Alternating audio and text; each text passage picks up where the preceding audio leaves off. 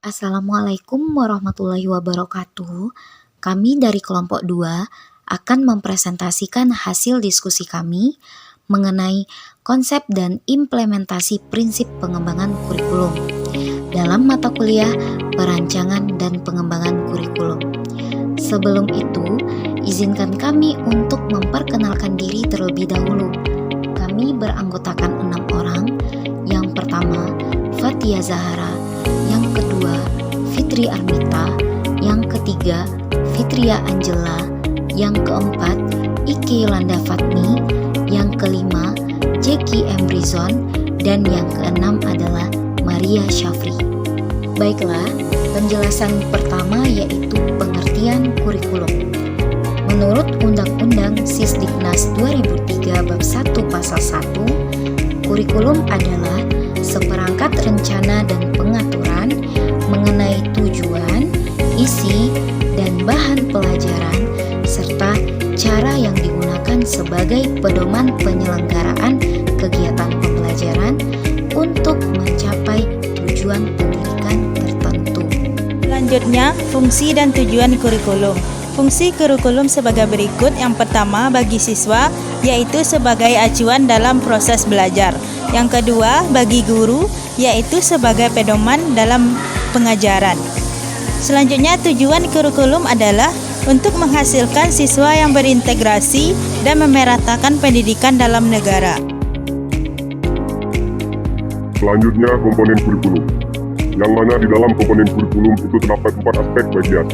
Yang pertama itu ada tujuan, yang kedua isi, lalu strategi, kemudian evaluasi dari kurikulum itu sendiri. Secara pengertian, kurikulum merupakan suatu proses penyusunan dan perencanaan kurikulum itu sendiri agar menghasilkan kurikulum yang dapat menjadi bahan acuan yang lebih baik untuk mencapai suatu tujuan. Selanjutnya, landasan pengembangan kurikulum. Yang pertama, landasan filosofis. Landasan ini berkaitan dengan penetapan tujuan dan dasar filosofis dari kurikulum yang dikembangkan. Yang kedua, landasan psikologis. Landasan ini berkaitan dengan perkembangan siswa dan kurikulum, psikologi belajar dan kurikulum.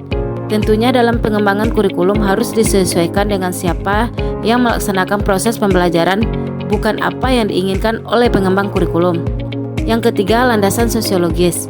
Landasan ini berkaitan dengan kurikulum dan masyarakat, kurikulum dan kebudayaan, serta kurikulum dan perkembangan iptek.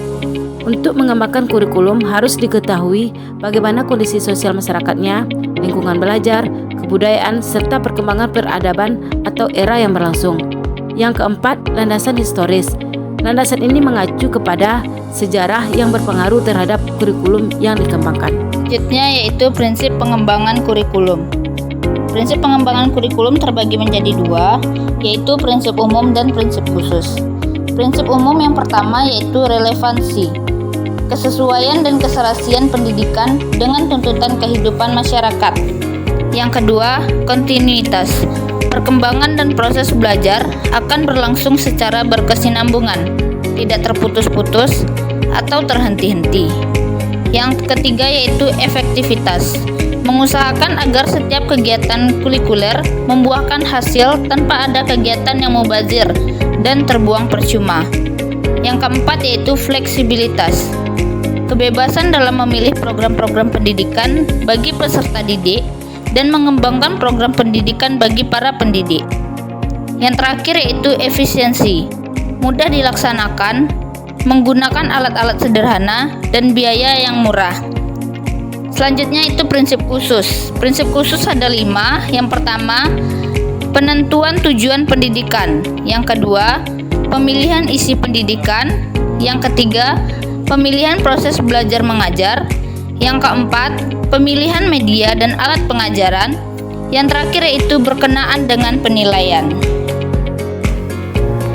Implementasi prinsip pengembangan kurikulum. Implementasi kurikulum adalah penerapan atau pelaksanaan program kurikulum yang telah dikembangkan pada tahap sebelumnya, kemudian diuji cobakan dengan pelaksanaan dan pengelolaan, sambil senantiasa dilakukan penyesuaian terhadap situasi lapangan dan karakteristik peserta didik. Pijakan dalam implementasi mengembangkan kurikulum juga perlu memperhatikan prinsip-prinsip dasar, seperti prinsip relevansi, fleksibilitas, kontinuitas, efisiensi, efektivitas, dan komponen pendidikan lainnya agar tujuan pengembangan kurikulum dapat terarah dengan baik. Baik, sekian presentasi dari kami. Ibu Fitria membawa bonsai, Pak Jeki makan stroberi. Semua telah usai, saatnya kami undur diri. Assalamualaikum warahmatullahi wabarakatuh.